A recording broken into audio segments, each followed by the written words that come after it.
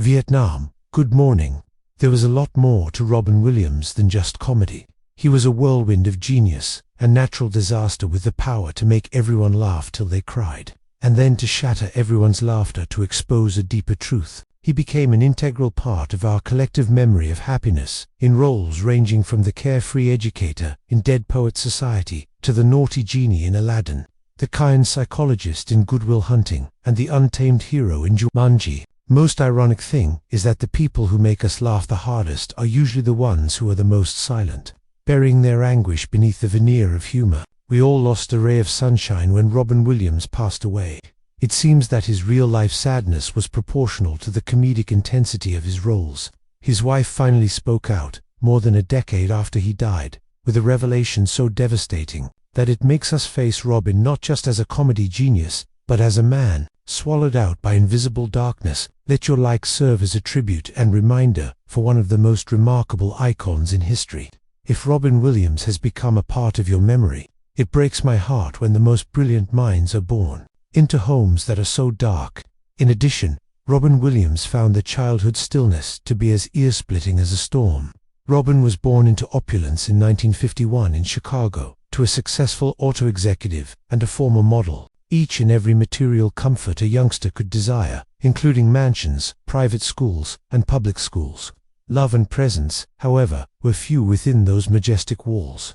The little boy's family relocated to the affluent Bloomfield Hills, Michigan, neighborhood where he lived in a home with a large staff of housekeepers and nannies but lacked the human connection he craved. His mother, who was kind and humorous, was seldom there, and his father, who was cold and aloof, was always working. Robin would remember, in retrospect, that the perfect observed, but unheard, was the child.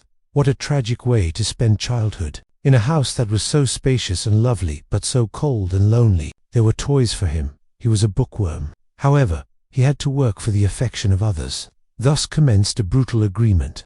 Robin realized that he could win his mother's approval if only for a moment through humor. The house would suddenly spring to life. The chill would dissipate as his heart swelled with affection. He found solace in that laughing. The floor of his living room served as his first stage. His mother was his first audience, and the light in her eyes was his first applause. What a tragic reality that a kid should have to face in order to feel acknowledged. When Robin, who was only 12 years old at the time, as a teenager, watched comedian Jonathan Winters on television and witnessed his normally composed father burst into laughter, a profound impression was created by a man who was so reserved, suddenly becoming animated. Laughter, Robin came to understand, could break down barriers and bring people together, even if they were previously uncommunicative. Unfortunately, he would soon discover that suffering is frequently the catalyst for growth. Robin reminisced in subsequent interviews with a bittersweet candor. He inherited the reveal his sense of humor. Farther apart than his father, he remained unassailable. He was not hit by anyone. However, the emotional numbness caused a different type of injury, something unseen but ever present.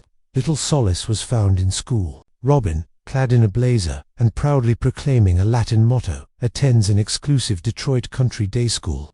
Unfamiliar with the culture, he once drew a parallel between it and Dead Poets Society, but in this case he played the role of the isolated student in the back row rather than the inspiring teacher. Disregarded and unwelcome, he was subjected to both taunting and the subtle brutality of being left out. He reminisced afterward that they were not only using fists to forcefully push him, but also chilly stars and ridicule, which caused him to withdraw inside. He drew inward, protecting himself from sadness with characters, voices, and laughter that filled the silence. He would eventually come clean about how comedy helped him get through tough times, saying that every joke was really just a way for him to connect with others. In those formative years, this duality, outward delight and inside anguish, was conceived. The tragic irony is that the man who would bring solace to millions of people initially learned to bury his own pain in seclusion. The moving core of Robin's story is right here. Though he remained composed in the face of adversity, he gave it a new look. The experience of desertion made him empathic. He created mirth out of solitude. Quietly, he crafted a voice that resonated with people everywhere. His words, "You're only given a little spark of madness, you mustn't lose it," ring true even if that frail spark persisted, because he cared for it, because he decided to make a gift out of his suffering. Despite being deeply absent, his childhood provided the fertile ground for his talent. Furthermore, we are also reminded of something crucial by recalling that children do not necessitate lavish residences. Their presence is required, so that no one has to endure pain in silence. And with that recovery starts that we are willing to admit our suffering. Everyone has a stake in Robin's tale.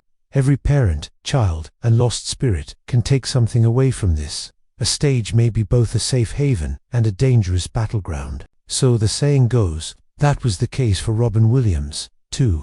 Entering the performing arts was less about seeking fame and more about survival for a young man who had spent his formative years in a silent house. His own isolation, an audience's laughter was the only thing that could have made him feel loved during that time. He admitted once, everything is revealed in that one line. It was more than simply lights on stage. As a replacement for the love he had craved as a child, they brought warmth to a life that had frequently felt frigid. When Robin enrolled at the in the early 1970s, he officially began his trip, New York's esteemed Juilliard School. Right away, he stood out due to his limitless vitality. His famed teacher John Houseman once said that Robin's unbridled improvisational genius was an unmanageable gift and problem. Robin went into a frenzy of character voices, accents, and movements as her peers, including Christopher Reeve, practiced with self-control and discipline. He was admired and ostracized at the same time, since he astonished many and confused others.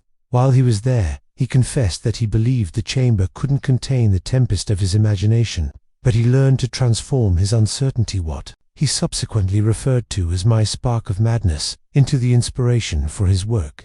He abandoned Juilliard for Los Angeles and dove headfirst into stand-up comedy after leaving. However, he had not yet transformed into the beloved Robin. It was clear that he was a nervous, unruly young man who was afraid he would fail. His worst enemy in the crowded, smoke-filled clubs of the mid-1970s was stillness. I felt rejected. With every silence that passed between my laughter, the stillness of each moment echoes the seclusion he felt as a child. Despite this, he didn't back down but instead dashed ahead. With careless abandon, he sprang on the stage. Adopting many personas, he created a frenzy that astonished spectators by improvising full discussions at fast speed. What seemed natural on stage was actually a desperate attempt to connect with an audience and have their worth recognized.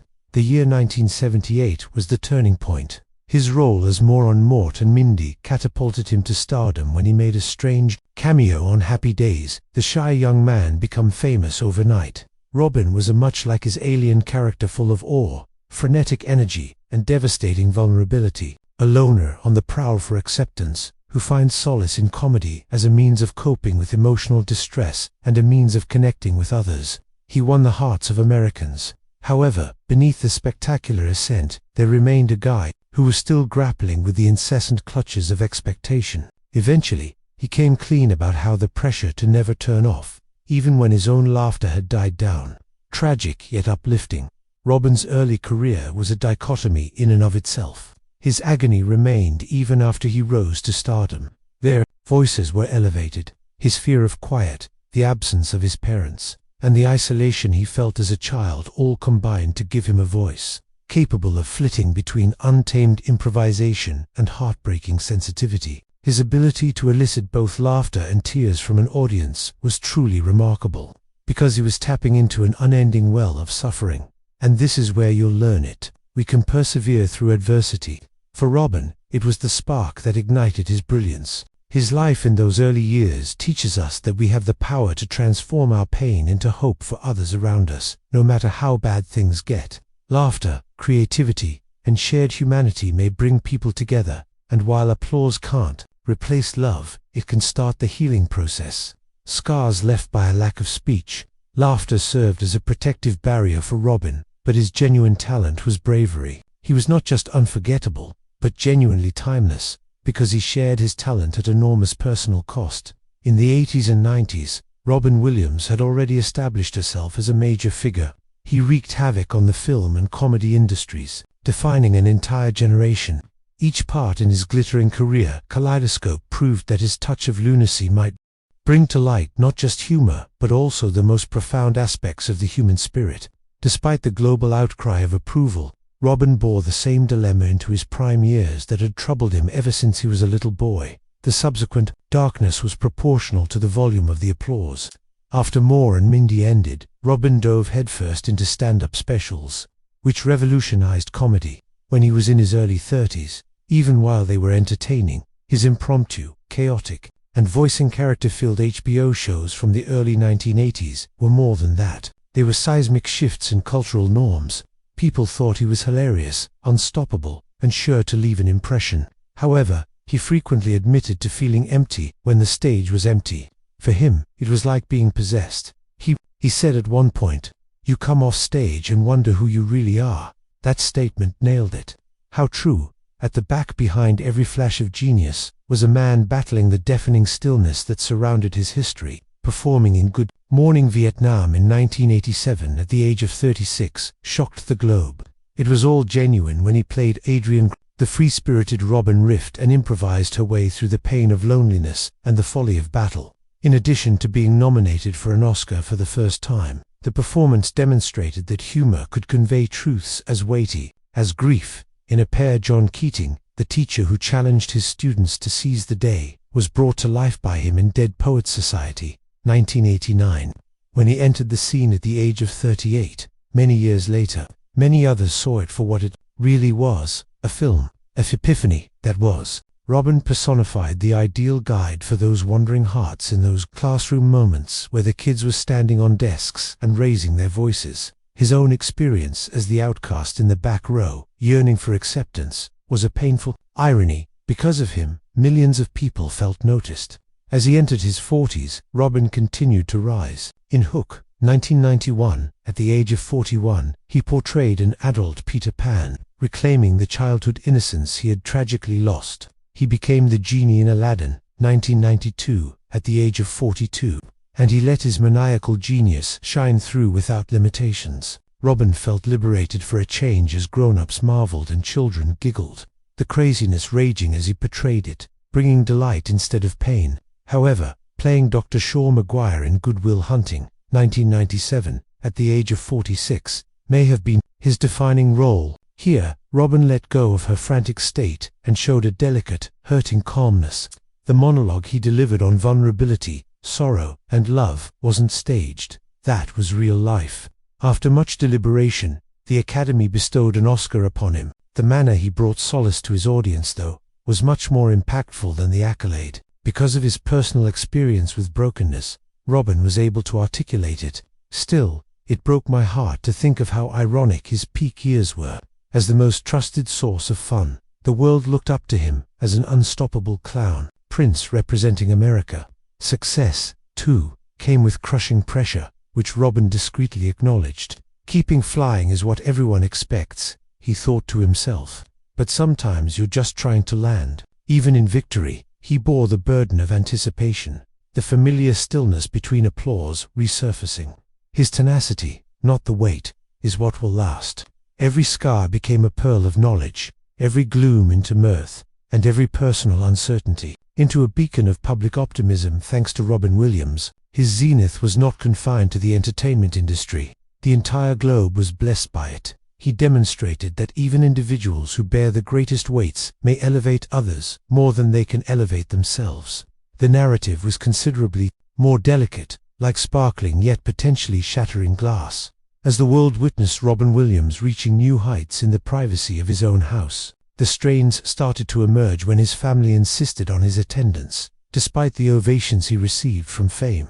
With each arena that erupted in a frenzy of, with no sound to break the stillness, a house awaited the arrival of visitors who would never come. At the same time that Robin was trying to start a family for the first time, he had his biggest movie success. Ironically, he would find that juggling the two was one of his life's greatest challenges. At the tender age of 27, Robin tied the knot with Valerie Velarde in 1978. In the same year, he went from being a promising comedian to becoming America's favorite alien, thanks to Morgan Mindy. Every living room has that one face, it appeared. Ideal from the outside, a promising future, a young man's heart aflamed, and a career on fire. After marrying Robin, Valerie would admit that she was betrayed by her husband, since he was so incredibly popular and had so many demands placed on him.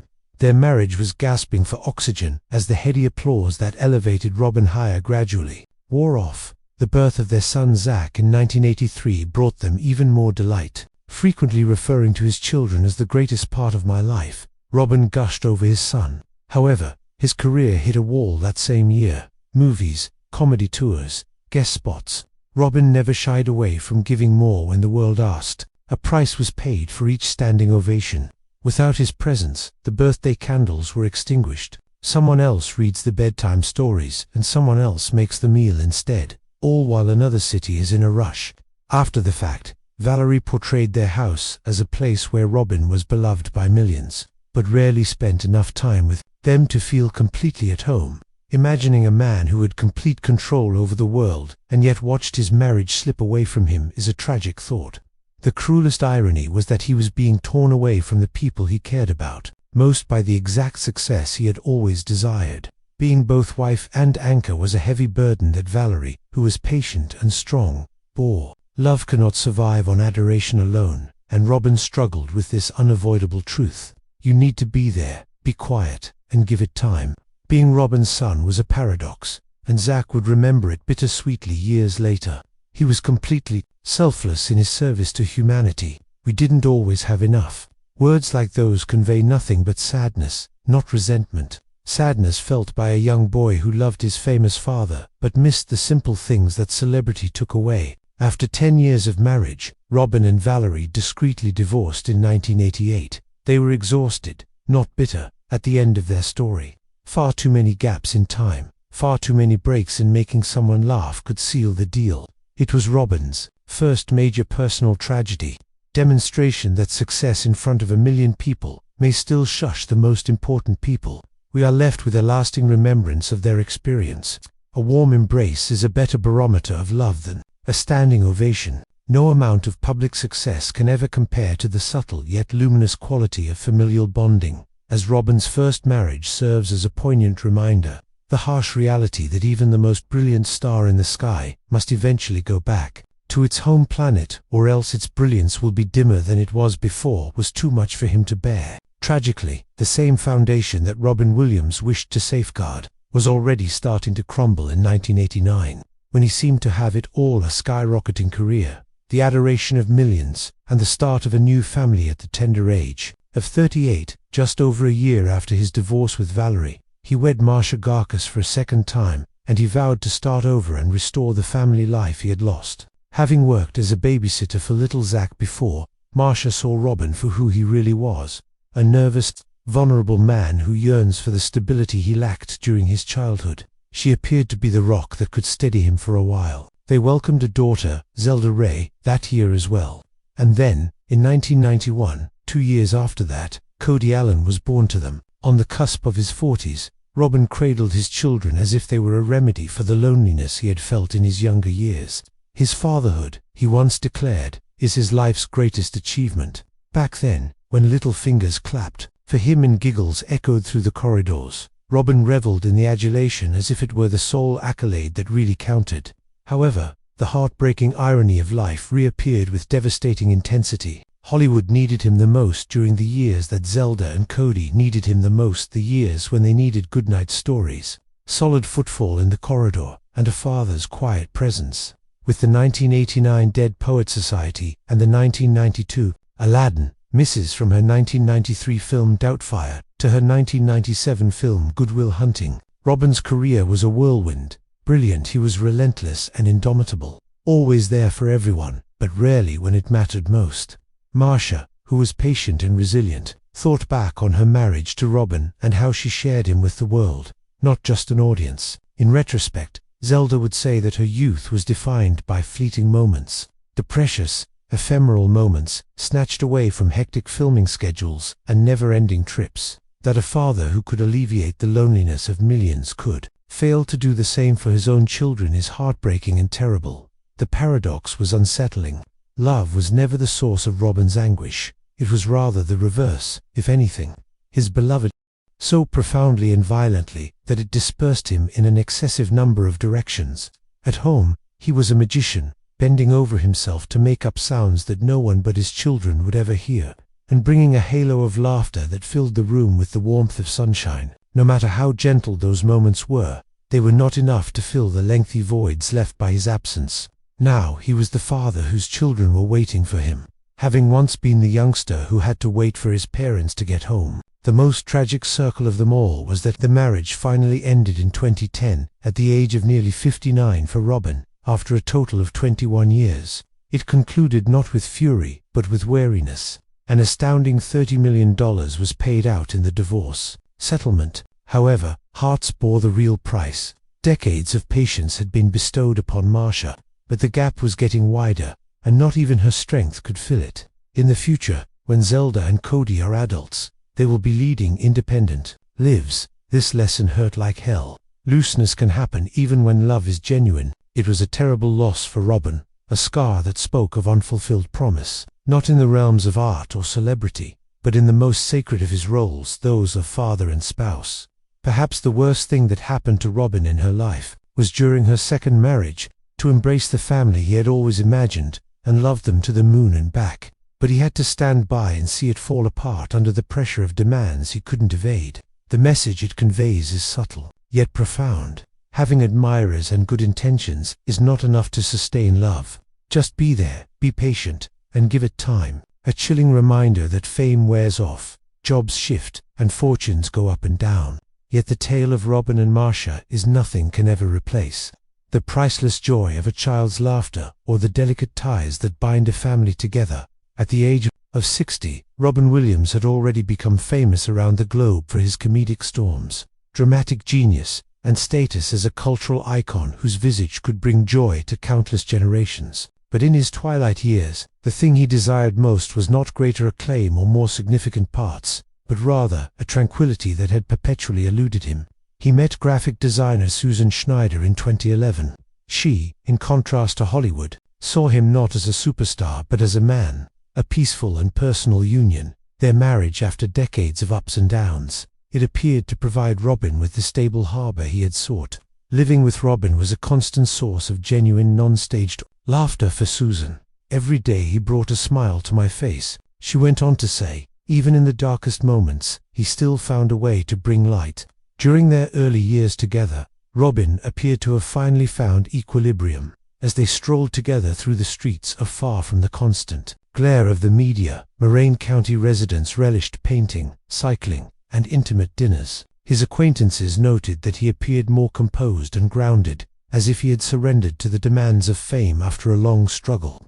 A haven had finally been found for Robin at home. On top of being a wife, Susan was also my best friend. Appreciative of a love that required nothing more than his physical presence, he treasured that uncomplicated rhythm. However, during 2013 saw the start of some subtle shifts for which neither Susan nor Robin had an adequate explanation.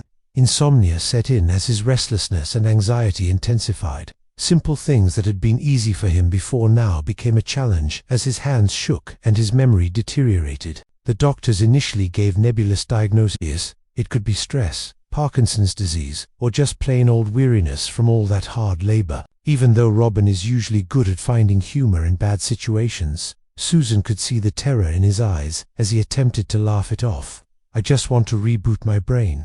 That one word conveyed both his self-awareness and his hopelessness. When he whispered it to her, he could feel something slipping away from him, and he had no power to stop it.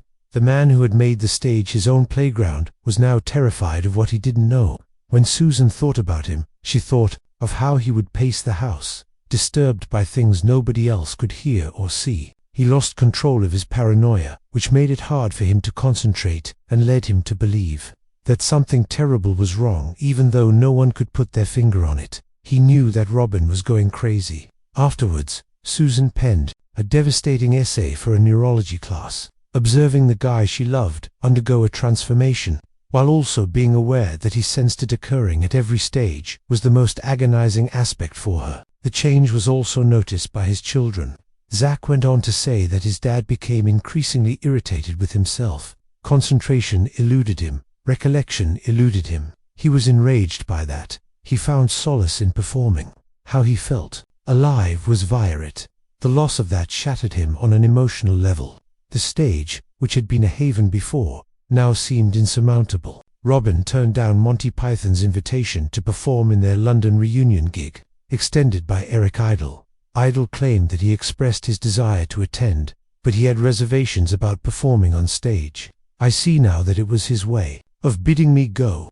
Susan Schneider's world fell apart in a manner that is difficult to put into words on the morning of August 11, 2014.